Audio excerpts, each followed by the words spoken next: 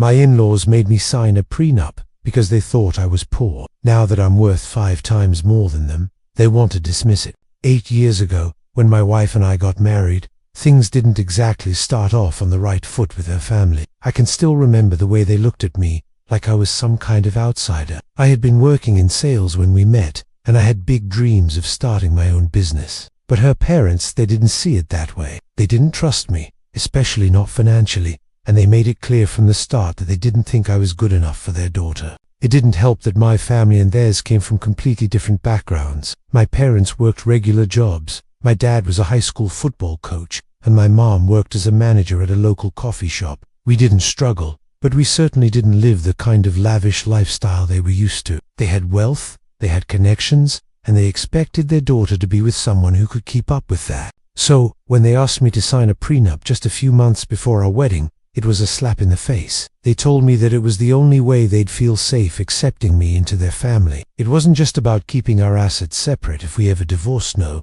It went further than that. The prenup also stated that, in the case of a divorce, I would have to repay my wife and her parents for supporting me while I was building my business. It felt like a constant reminder that I wasn't enough. It was like they didn't think I was capable of making something of myself, that I was always going to be dependent on their daughter. I had worked hard to start my business, to not be a burden on anyone, and here they were, assuming I would always rely on my wife. And to top it off, they didn't even want to acknowledge the work I had put in. They didn't respect me or my ambitions. Still, despite how hurtful it was, I signed the prenup. My wife signed it too, but it wasn't without some serious tension. We both knew what was happening. Her parents were trying to control the situation, trying to make sure I never got too comfortable.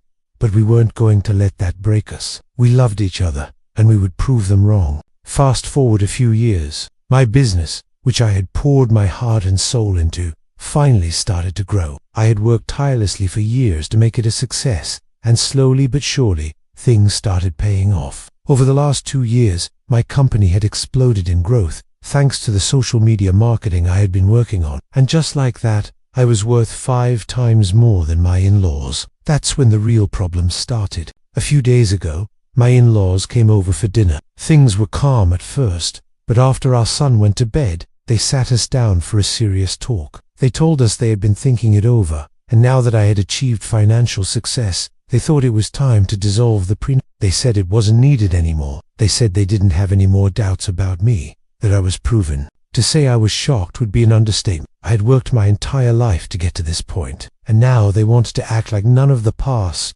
mattered, none of the years of resentment, the insults, the snide comments. It was all just swept under the rug. I wasn't going to let them get away with it. I told them that the prenup had been their idea in the first place. It was the only way they could accept me as their son-in-law, and now suddenly they didn't need it anymore. I sarcastically said that I didn't want them to lose their safety net. It was an obvious dig, but they didn't seem to get it. The conversation turned ugly. They started arguing that they had only done it to protect their daughter, that they didn't want me to be a gold digger or someone who would take advantage of her. But that wasn't the point. The point was that they never believed in me. They never trusted me, and they always assumed I was going to fail. And now, just because I had achieved success, they wanted to pretend like none of that ever happened. They were trying to rewrite the narrative, to act like they'd always supported me. They didn't see how hurtful it was, how deeply insulting it was for them to say they were looking out for their daughter, when in reality, they had been trying to push me out of the picture the entire time. At that point, I had had enough. I told them to leave. I asked them to respect my space, especially with our son asleep in his room. It was late, and I didn't want to keep arguing, but they refused to go quietly. They started yelling, accusing me of being ungrateful, of not respecting their contributions. But the truth was, they hadn't contributed anything meaningful to my success. Any money they had given had been for their daughter, not me. I was furious, but I wasn't going to let them drag me down any further. They even tried to turn my wife against me, telling her that she needed to choose between them and me. They tried to brainwash her into thinking I didn't respect her family, that I didn't love her enough to make things right. But my wife saw through it. She wasn't buying their manipulative tactics. After that night, things haven't been the same. My wife has stayed in contact with her parents, but they've been relentless, trying to make her feel guilty for siding with me. They want her to divorce me, to walk away from everything we've built together. The thing is, I don't even care about the money anymore. Yes, I could pay them back for the small amount of money they contributed in the beginning. But that's not what this is about. I don't want to be in debt to them forever. I don't want to constantly feel like I owe them something, just because they supported their daughter for a few months. I've paid my dues, and I've more than made up for it. What I can't stand is the way they've treated me. They still don't see me as part of the family. They see me as an outsider, as someone who is only with their daughter for the money. They think they can control me, control my marriage, just because they have wealth. It's disgusting. I'm done. I've told my wife that I'm not interested in fixing my relationship with her parents. I don't want to be manipulated anymore. If they want to keep pushing me, they can.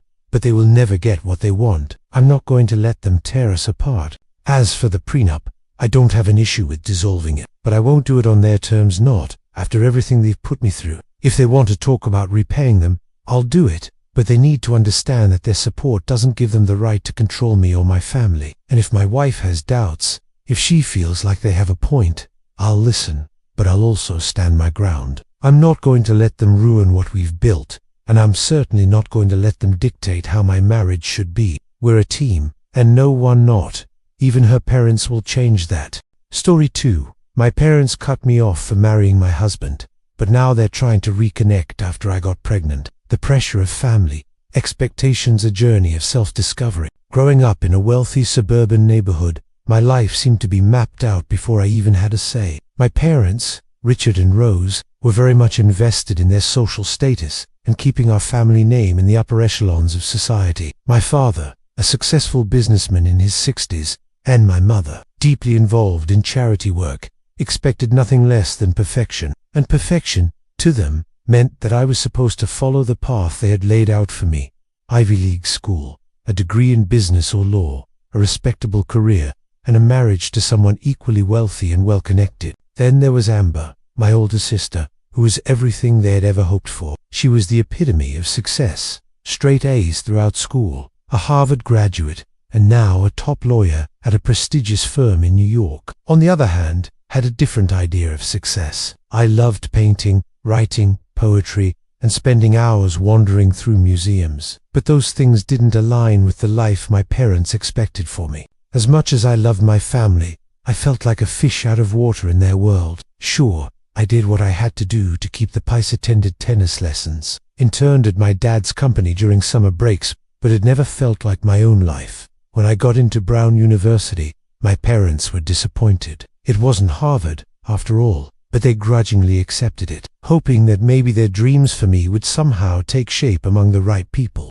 Little did they know, that's when I met Chad. Chad was everything they wouldn't approve of, and that made him all the more appealing. He was from a small town in Ohio, the son of a factory worker and a waitress, and he was at Brown on a full scholarship, working part-time jobs to make ends meet. While my parents were obsessed with wealth and status, Chad was passionate about education and making a difference in kids' lives. From the moment we met, when we literally collided at the campus coffee shop, I felt something I had never felt before. With Chad, I could be myself. Not the perfect daughter my parents wanted me to be, but a real person, complete with quirks and imperfections. Our relationship blossomed quickly, and for the first time, I felt truly happy. Chad supported my passion for art and encouraged me to pursue my dreams. He wasn't just okay with me wanting to be a graphic designer, he helped me research internships and career programs. But, as expected, my parents were less than thrilled. Their first meeting with Chad was a disaster. They couldn't get past his background. His clothes weren't designer, his accent was a little Midwestern, and his choice to become a teacher seemed beneath them. My mother asked if he was sure he didn't want to pursue something more respectable, and my father barely acknowledged him. They were convinced that Chad was only after our money and status. Despite their disapproval, we continued dating. When Chad proposed after graduation, it wasn't in the grand way my parents would have wanted. It was on a camping trip under a starry sky, sitting by a campfire. He told me, "I know I can't give you the life of luxury you grew up with, but I promise to love you and support you in everything you do.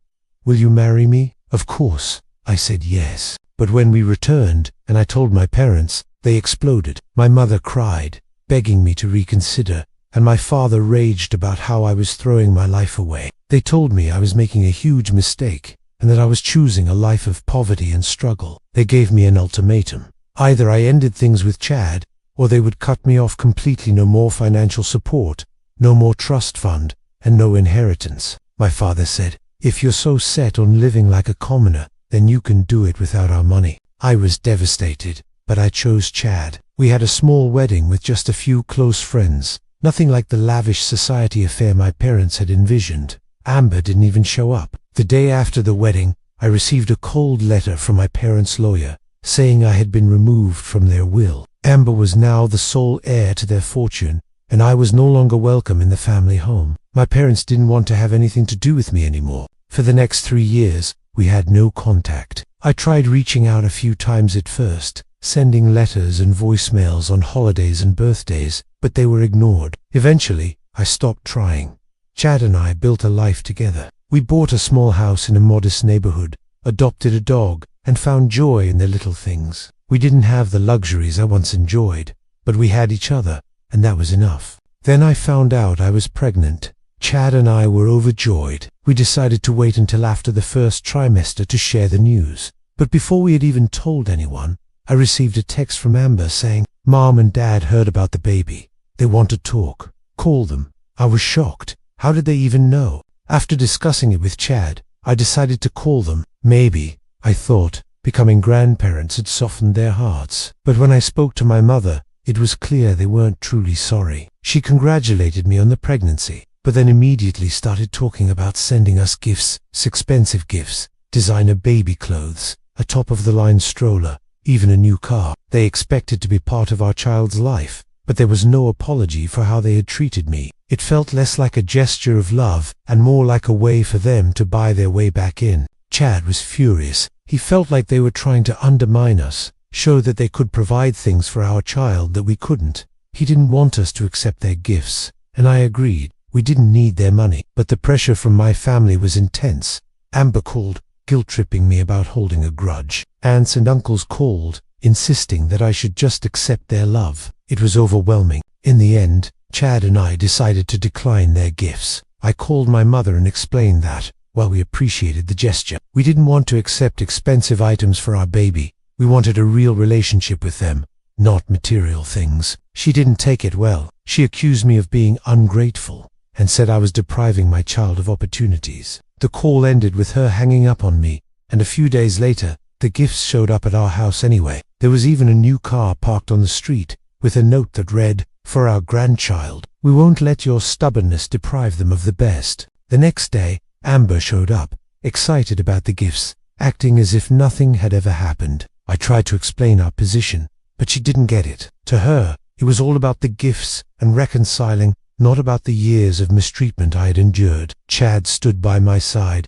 reminding me that we didn't need their money and that we were doing just fine on our own. But the pressure from my family continued. Some days, I felt like I was stuck between my past and my future. What should I do? Could I ever truly move on from the pain they had caused? Would my child ever get the chance to know their grandparents? The situation was tearing me apart. Chad and I were considering seeking professional help, maybe a family counselor, to navigate this complex situation. But for now, we focused on the joy of our pregnancy and the life we had built together. It's been months since my last update, and I've learned a lot along the way. I've made difficult decisions. Sometimes, the hardest thing is not what you're being given, but what you're willing to walk away from. Story 3. I've always prided myself on my independence. Growing up, it became clear to me early on that if I wanted something, I had to work for it. My family dynamic made that realization even more apparent. My older sister Victoria was always the golden child, beautiful,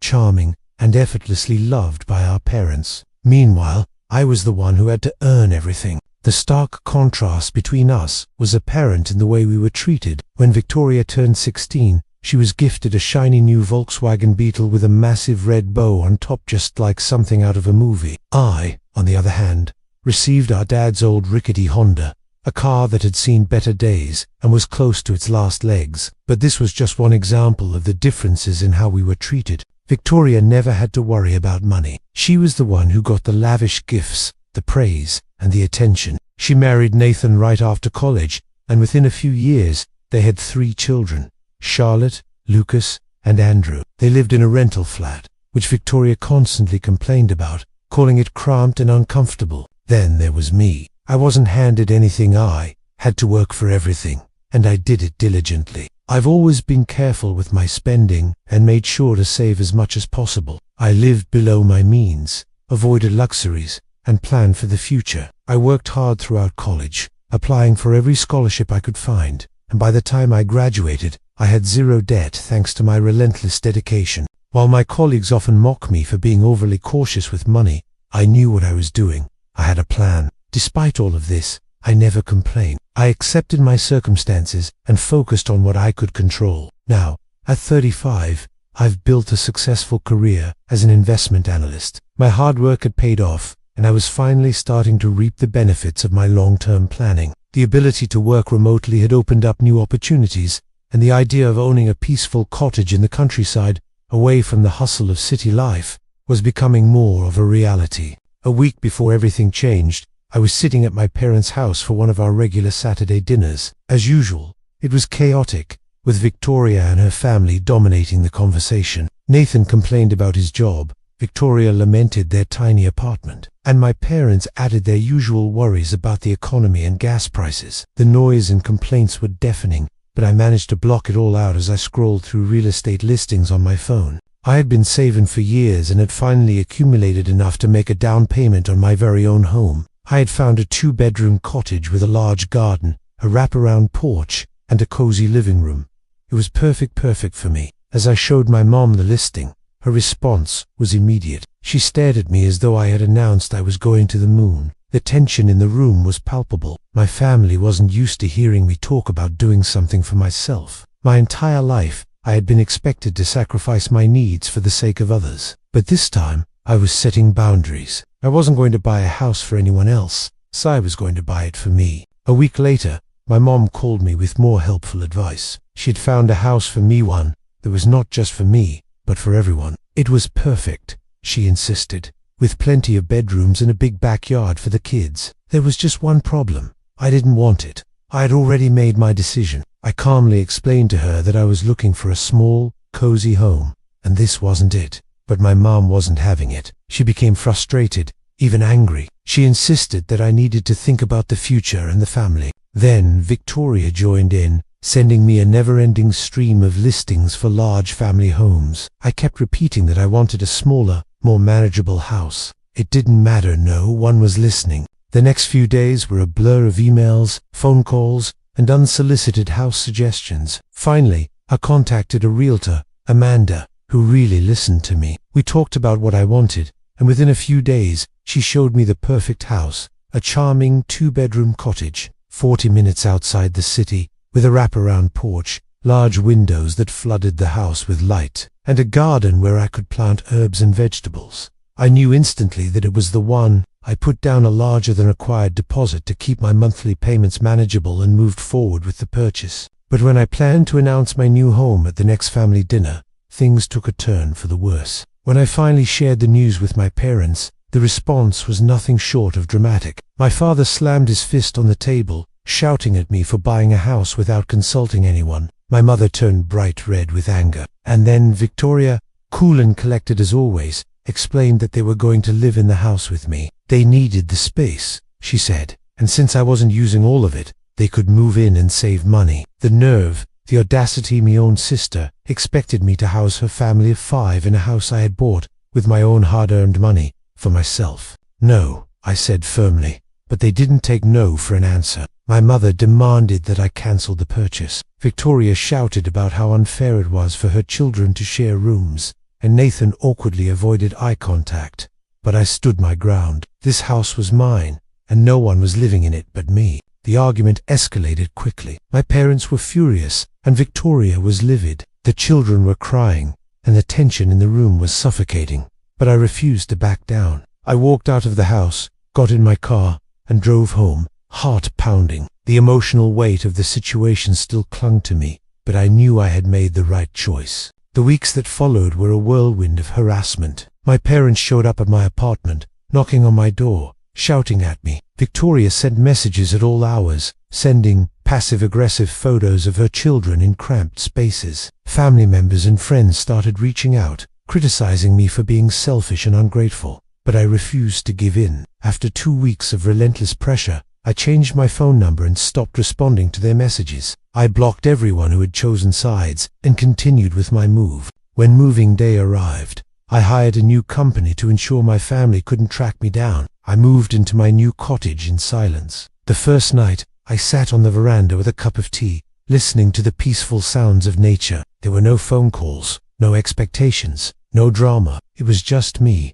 finally living on my own terms. For the first time in my life, I felt free. I didn't have to worry about fulfilling anyone else's expectations or sacrificing my own happiness. My new home was my sanctuary, and you know what? I haven't looked back since. Their passive-aggressive posts on social media don't affect me anymore. None of it matters. My life is mine to live now.